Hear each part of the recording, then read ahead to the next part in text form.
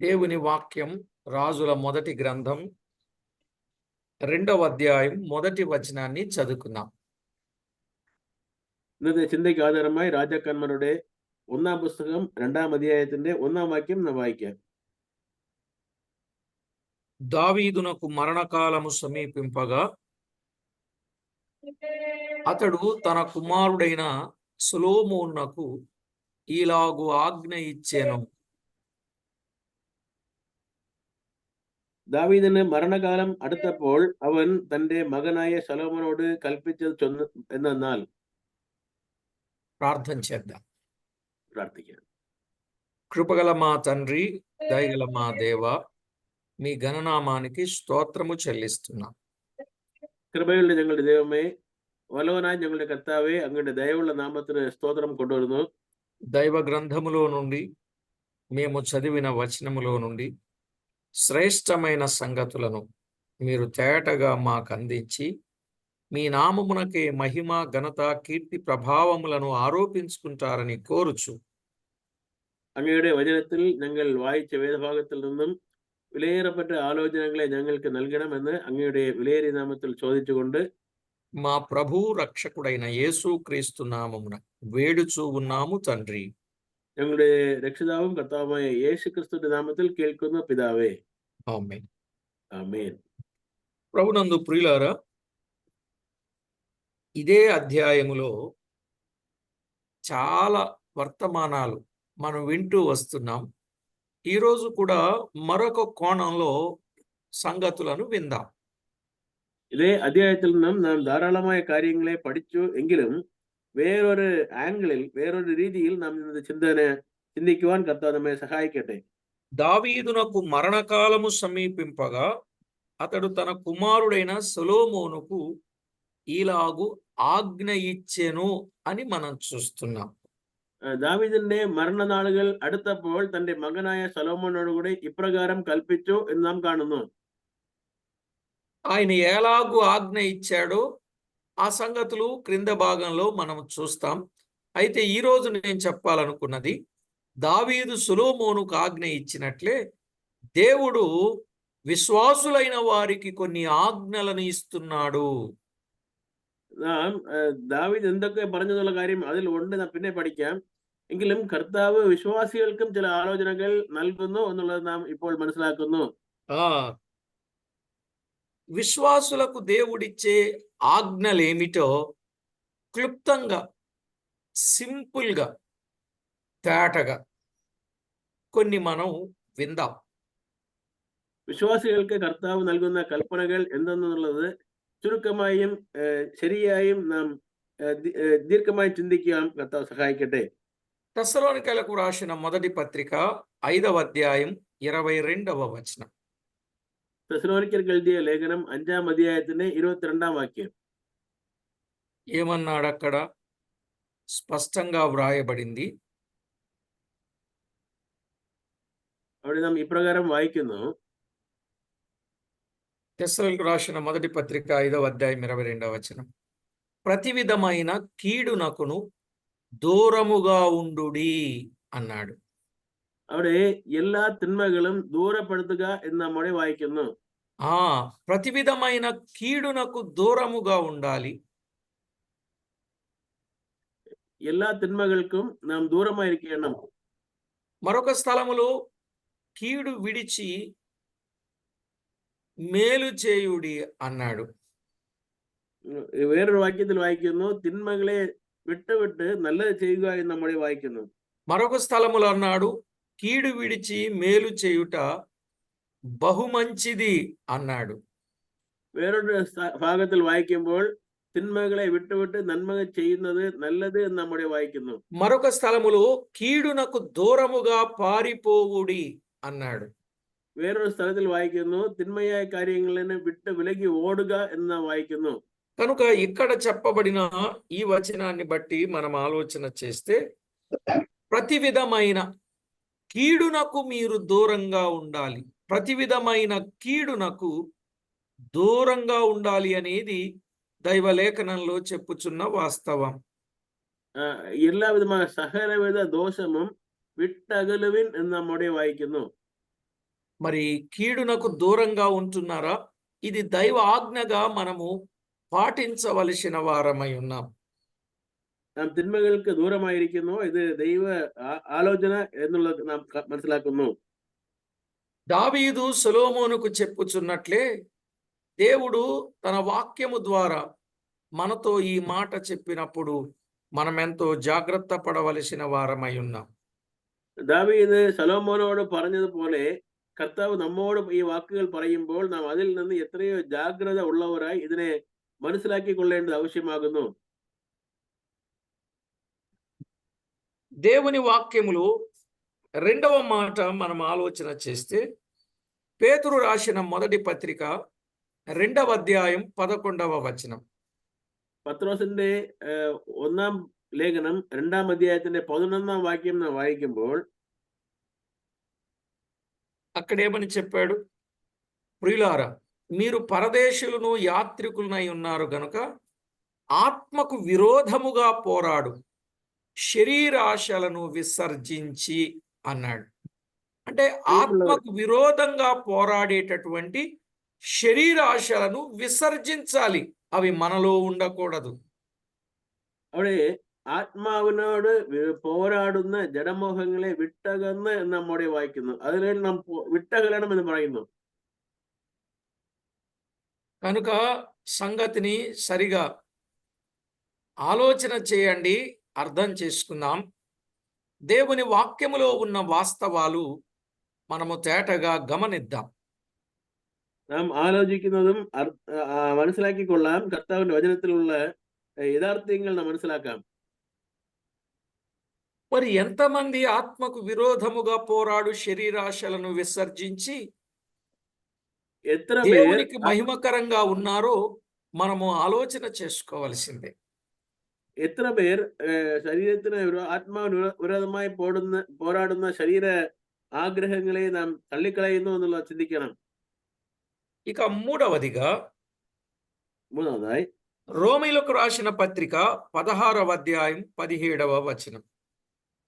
റോമാലേഖനം 16ാം അധ്യായത്തിന്റെ 15ാം വാക്യം നാം വായിക്കുമ്പോൾ അവിടെ ഇന്നൊരു കാര്യം നാം കാണുന്നു.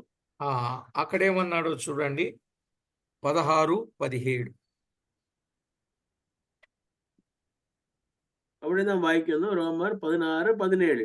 సహోదరులారా, మీరు నేర్చుకొనిన బోధకు వ్యతిరేకముగా భేదములను ఆటంకములను కలుగజేయు వారిని కనిపెట్టియుండుడని మిమ్మును బతిమాలు కొనుచున్నాను, వారిలో నుండి తొలగిపోవుడి అన్నాడు.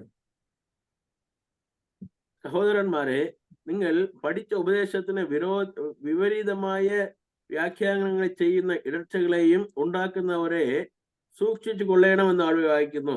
చూశారా, మీరు నేర్చుకొనిన బోధకు వ్యతిరేకంగా భేదాలు ఆటంకాలు కలుగజేయు వారు ఉంటారు చూశారు, వారిని కనిపెట్టి ఉండండి, వారిలో నుండి మీరు తొలగిపోవుడి అని చెప్పాడు.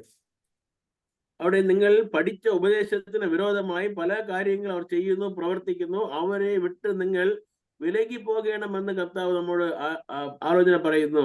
కనుక వారితో మనము కలిసి ఉండకూడదు. അവരോട് കൂടെ നാം ഇരിക്കുവാൻ പാടില്ല. వారితో మనము కలిసి ఉండుట వలన మనము నష్టపోయే ప్రమాదం ఉన్నది గనుక వారికి దూరంగా తొలగిపోవాలి. അവരോട് കൂടെ ഇരിക്കുന്നുവെങ്കിൽ നമുക്ക് നഷ്ടം വരുന്നത് യഥാർത്ഥം എന്നുള്ളത്. ఇక 4వ మాట, తిమోతికు రాసిన మొదటి పత్రిక 6వ అధ్యాయం 20వ వచనం.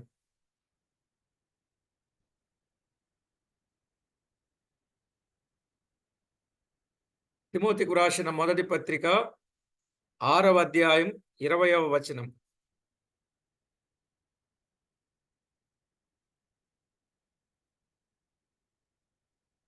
ఓ తిమోతి, నీకు అప్పగింపబడిన దానిని కాపాడి అపవిత్రమైన వట్టి మాటలకును జ్ఞానమని అబద్ధముగా చెప్పబడిన విపరీత వాదములకును దూరముగా ఉండుము అన్నాడు. చదువుకున్న ఈ వచనములో ప్రియులారా, విపరీత వాదములకు దూరంగా ఉండాలి. అపవిత్రమైనటువంటి వాటికి దూరంగా ఉండాలి. దేవునికి విరోధమైన వాటికి దూరంగా ఉండాలి. అపవిత్రమైన వట్టి మాటలకు, జ్ఞానమని అబద్ధముగా చెప్పబడిన విపరీత వాదములకు దూరముగా ఉండడం అది ఎంతో గొప్ప మాట. అపవిత్రమైన వట్టి మాటలు నమ్మకూడదు. జ్ఞానమని అబద్ధంగా చెప్పబడిన విపరీత వాదాలున్నాయి చూసారా, వాటికి మనము దూరంగానే ఉండాలా అని చెప్పాడు. ജ്ഞാനം എന്ന് പറയുന്ന തെറ്റായ ആലോചനകളിൽ നിന്നും നാം വിട്ടു വിലകണമെന്ന് തിമോഥെയോസ് 1-ാം പുസ്തകം 6-ാം അധ്യായത്തിൽ നാം വായിക്കുന്നു. ఇక ఆరవదిగా తీతుకు వ్రాసిన పత్రిక 3వ అధ్యాయం 9వ వచనం. തീത്തോസിന്റെ ലേഖനം 3-ാം അധ്യായത്തിൽ 9-ാം വാക്യത്തിൽ വായിക്കുമ്പോൾ, అవివేక తర్కములను, వంశావళులను, కలహములను, నిష్ప్రయోజనమును, వ్యర్థమునయున్నవి గనుక వాటికి దూరముగా ఉండుము అన్నాడు. ബുദ്ധിയില്ലാത്ത തർക്കങ്ങൾക്കും വിവേകമില്ലാത്ത കാര്യങ്ങൾക്കും ക്രോധങ്ങൾ ഉരുവാക്കുന്ന കാര്യങ്ങൾക്ക് നിങ്ങൾ വിട്ട് അകലേണം എന്ന് അവിടെ വായിക്കുന്നു.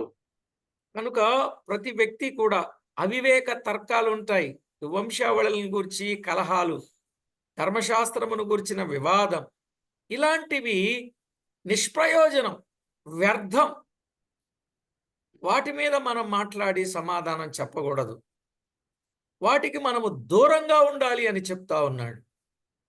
ഇവിടെ നാം വായിച്ചതുപോലെ വംശാവലികളെ കുറിച്ചുള്ള കാര്യം, അവരുടെ കുടുംബ കാര്യങ്ങൾ, മാത്രമല്ല ന്യായപ്രമാണത്തെ കുറിച്ചുള്ള കാര്യങ്ങൾ, ഇതെല്ലാം പ്രയോജനമില്ലാത്ത കാര്യങ്ങൾ. ഇതിനെക്കുറിച്ചുള്ള ആലോചനകളും ചിന്തകളും ചർച്ചകളും വേണ്ട വ്യർത്ഥമെന്നുള്ളത് നാം മനസ്സിലാക്കുന്നു. అయితే వాటికి దూరంగా ఉండాలి. మరి ఈ లోకంలో విశ్వాసులు ఎలాగున ఉండాలో, ఆయన ఆజ్ఞాపించిన ఆజ్ఞలు, భక్తుల ద్వారా వ్రాయించిన సంగతులు తేటగా మనం వింటున్నప్పుడు మన జీవితం ఎలా ఉండాలో చూడండి. మత్తయి వ్రాసిన సువార్త 5వ అధ్యాయం 24వ వచనం. അത് നാം ഇതുപോലുള്ള കാര്യങ്ങളെ വിട്ടകർന്നു വിട്ട് നാം കാര്യങ്ങൾ ചെയ്യുമ്പോൾ മത്തയി സുവിശേഷം 5-ാം അധ്യായം 24-ാം വാക്യത്തിൽ നമ്മുടെ ജീവിതം എങ്ങനെ ഇരിക്കുമെന്ന് നമ്മുടെ వాయిക്കുന്നു.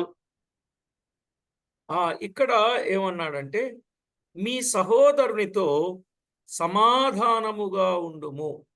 సమాధాన పడాలి, సమాధానము కలిగి ఉండాలి అనే విషయాన్ని చెప్పాడు. നിന്റെ സഹോദരനോട് കൂടി സമാധാനമായിരിക്കണം, ഇല്ലെങ്കിൽ നീ അവനെ സమాധാനമായി കഴിഞ്ഞ് അവരോട് കൂടി വഴിപാട് കഴിക്കണമെന്ന് പറഞ്ഞിരിക്കുന്നു. నీవు అర్పణ ముఖ్యం అనుకుంటున్నావు కానీ సమాధానం ముఖ్యం అనుకోవడం లేదు. నీ అర్పణ కంటే నీ సమాధానమే మాకు ముఖ్యం, నాకు ముఖ్యం. కాబట్టి నీ అర్పణను విడిచిపెట్టి మొదట వెళ్ళి నీ సహోదరునితో సమాధాన పడుము, అటు తరువాత వచ్చి నీ అర్పణమును అర్పింపుము అన్నాడు. നീ വഴിപാട് വലുത് എന്ന് പറഞ്ഞുകൊണ്ട് വഴിപാടെ കൊണ്ടുവരുവാൻ ശ്രമിക്കുന്നു.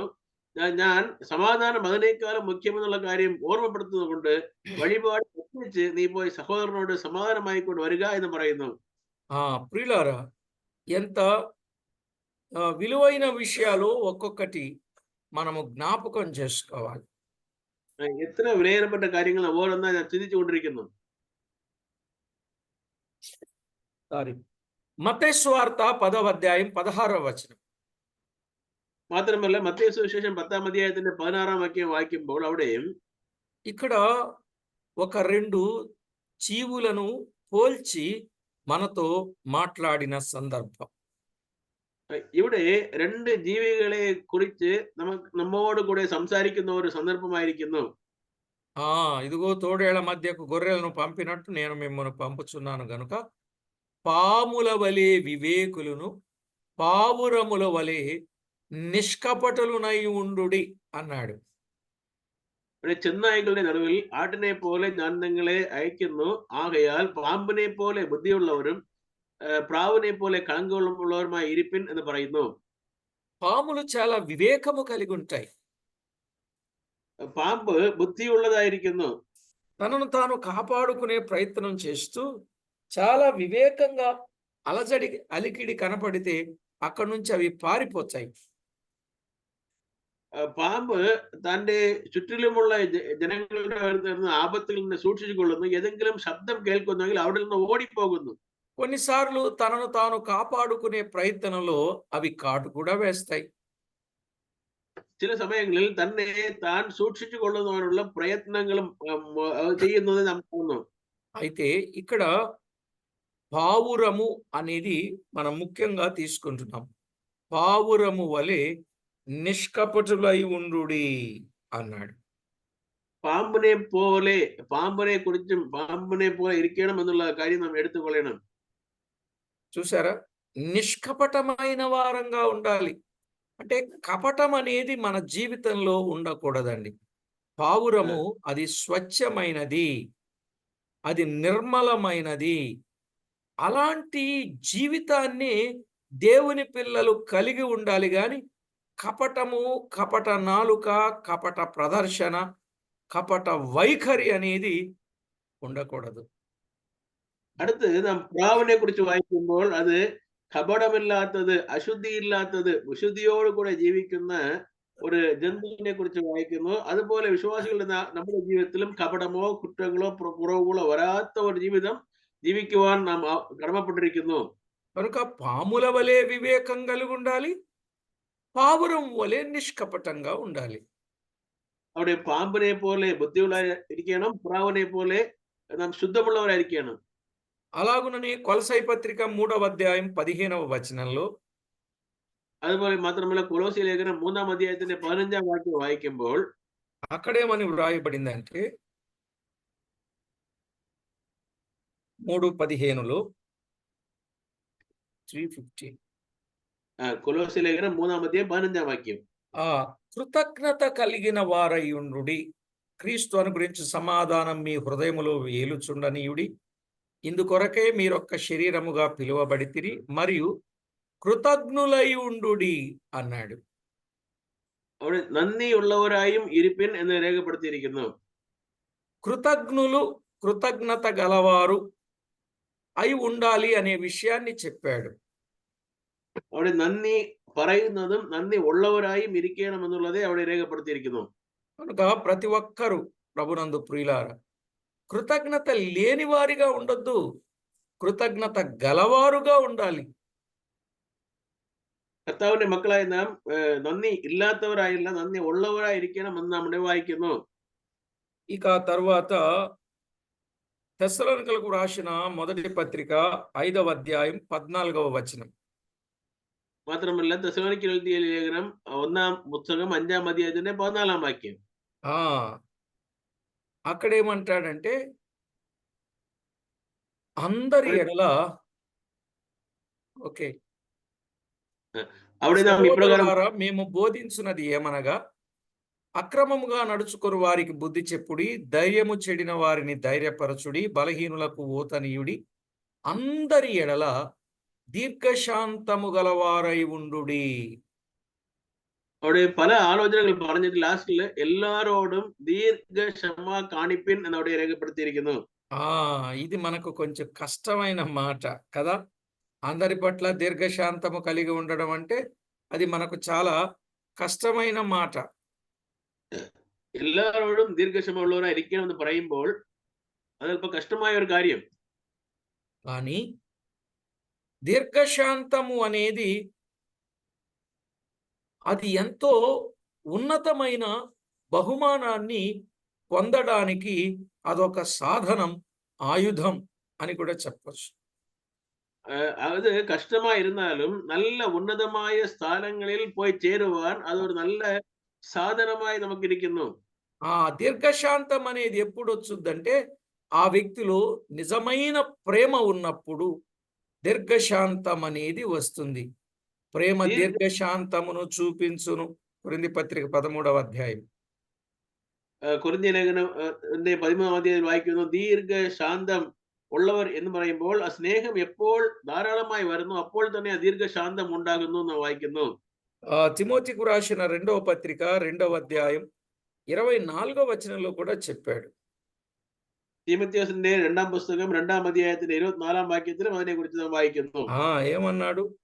తిమోతికు రాసిన రెండవ పత్రిక 2వ అధ్యాయం 24వ వచనం. അവിടെ എന്ത് പറയുന്നു?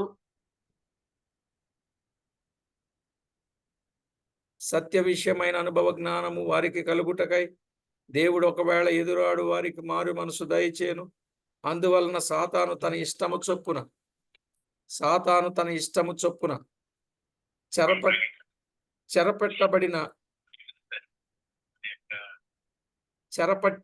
చెరపెట్టిన వీరు వారి ఇరులో నుండి తప్పించుకొని మేలుకొనుదురేమో అని ప్రభు యొక్క దాసుడు అట్టి వారిని సాత్వికముతో శిక్షించుచు జగడమాడక అందరి ఎడల సాధువుగాను బోధింప సమర్థుడుగాను కీడును సహించువాడుగాను ఉండవలెను.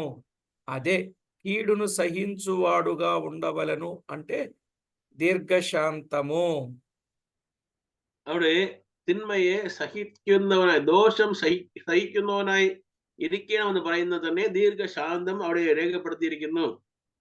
కనుక ప్రతి ఒక్కరూ ఈ విషయాన్ని మీరు తేటగా గమనించండి. కీడు సహించేటటువంటి లక్షణం మనలో ఉండాలని దేవుడు తెలియచేస్తూ ఉన్నాడు.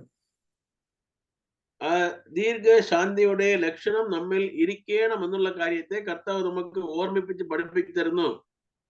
ఎప్పుడైతే ఈ లక్షణం అనేది మన జీవితంలో ఉంటుందో ఖచ్చితంగా అట్టివారు అనేకులకు ఆశీర్వాదకరంగా ఉంటారు. എപ്പോൾ നമുക്ക് ഈ കാര്യങ്ങൾ നമ്മുടെ ജീവിതത്തിൽ ഉണ്ടാകും എന്ന സമയം మറ്റുള്ളవർക്ക് നമ്മുടെ జీవితం అనుగ్రహమాയും ఆశీర్వాదమాയും మారుമെന്നതിൽ సంశయమిല്ല. కాబట్టి ప్రభునందు ప్రియులారా, దైవ గ్రంథములో వ్రాయబడిన వాస్తవిక సత్యాలు మనము గుర్తించి దేవునికి మహిమకరంగా జీవించవలసిన వారమై ఉన్నాం. നാം കർത്താവിന്റെ വചനത്തിൽ രേഖപ്പെടുത്തിയിരിക്കുന്ന വിലയേറിയ കാര്യങ്ങളെ മനസ്സിലാക്കിക്കൊണ്ട് കർത്താവിന് മഹത്വം കൊണ്ടുവരുന്നതായി ജീവിക്കാം.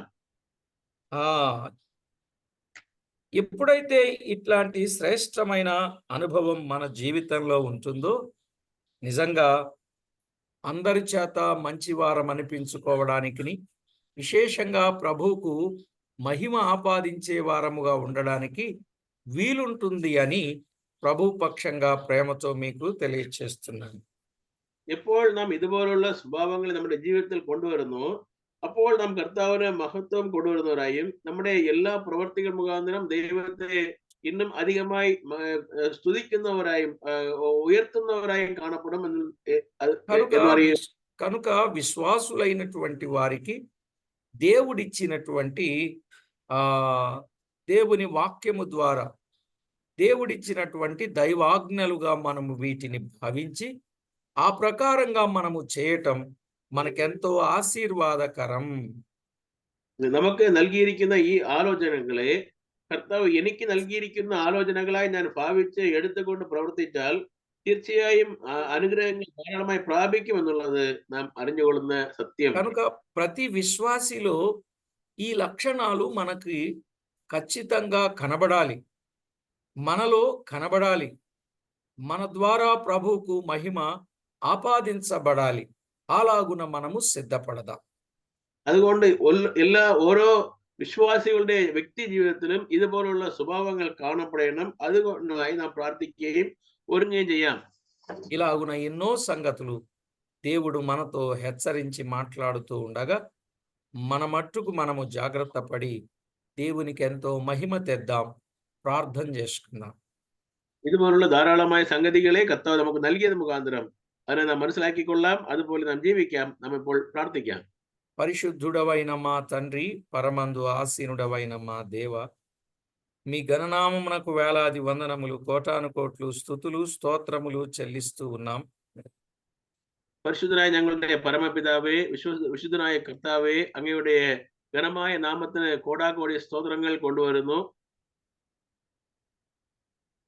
మీ గ్రంథములో నుండి అమూల్యమైన విషయాలు, ఆధ్యాత్మిక సత్యాలు మేము నేర్చుకోవడానికి దావీదును సొలొమోనును మా ఎదుట పెట్టి, దావీదు సొలొమోనుకి ఇచ్చిన ఆజ్ఞలు ఎలాగున్నవో తన భవిష్యత్తు కొరకు, అలాగుననే క్రొత్త నిబంధనలో మా ప్రభువా మీరు మాకు తెలియజేసిన സംഗతులన్నింటిని బట్టి మిమ్మల్ని స్తుతిస్తూ ఉన్నాం.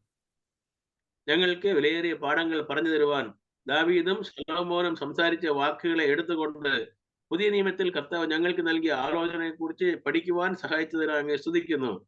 విత్తబడిన మాటలు అందరి హృదయాలలో ఫలింపచేసి మీ నామమునకు మహిమ ఆపాదించుకొనమని కోరుచు యేసు క్రీస్తు నామమున వేడుచు ఉన్నాం మా పరమ తండ్రి. ചിന്തിച്ച വചനങ്ങൾ വിതയ്ക്കപ്പെട്ട വാക്യങ്ങൾ എല്ലാവർക്കും ബലം തരുവാനും അതിന് പ്രകാരം ജീവിക്കുവാനും സഹായിക്കണമെന്ന് ചോദിച്ചുകൊള്ളുന്നു. ఆమేన్. ఆమేన్. ప్రభునందు ప్రియులారా,